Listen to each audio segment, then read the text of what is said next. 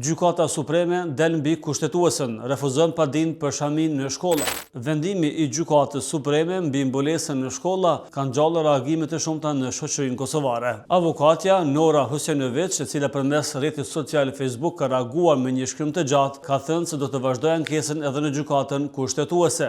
Ndërkaq, reagimi ka pasur edhe nga Ali Sefaj, analist politik, dhe Abdullah Krinako, aktivist politik. Ali Sefaj në reagimin e tij ka thënë se Gjykata Supreme ka lejuar shkeljen e të drejtave të njerëzit, të besimit dhe të arsimimit të femrave, të drejtave të garantuara në kushtetutë dhe ligj. Në anën tjetër, Abdullah Krinako në reagimin e tij ka thënë se gjykata nuk e ka ndaluar bartjen e shamis në shkolla.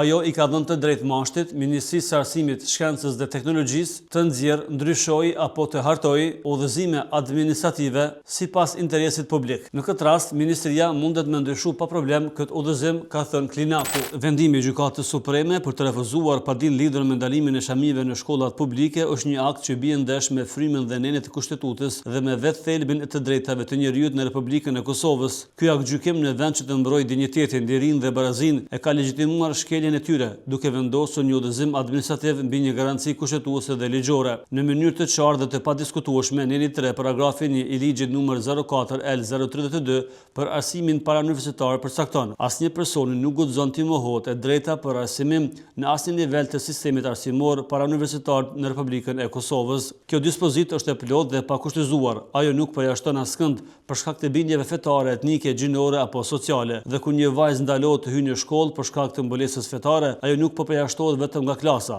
Asaj i mohohen dy të drejta themelore të garantuara me kushtetutë. Një shtet që lejon një ndalim të tillë përmes një udhëzimi administrativ, në fakt po pranon që kushtetuta dhe ligji i nënshtrohen ideologjisë që penalizon fëmijët për shkak të shfaqjes së besimit. Çështjet që prekun të drejtat fetare janë kompetencë e Bashkësisë Islame të Republikës së Kosovës, e jo e OJQ-ve që eksperimentojnë me rendin juridik kushtetues të vendit. Bashkësia Islame e Republikës së Kosovës duhet të ketë funksionale zyrët e saj që i ndjekin rrjedhat në shoqëri dhe e ushtrojnë kompetencën e vet për të ndaluar veprimet anarkike, individuale apo grupore. Çdo besimtar i dishëm i vetëdijshëm duhet me pas një uri mbi të gjitha për kontekstin dhe përgjegjësinë individuale karshit e drejtave kolektive. Për interesin e përgjithshëm duhet të ketë konsensus kolektiv për veprimet, pasojat e së cilave mund të ndjejnë të gjithë.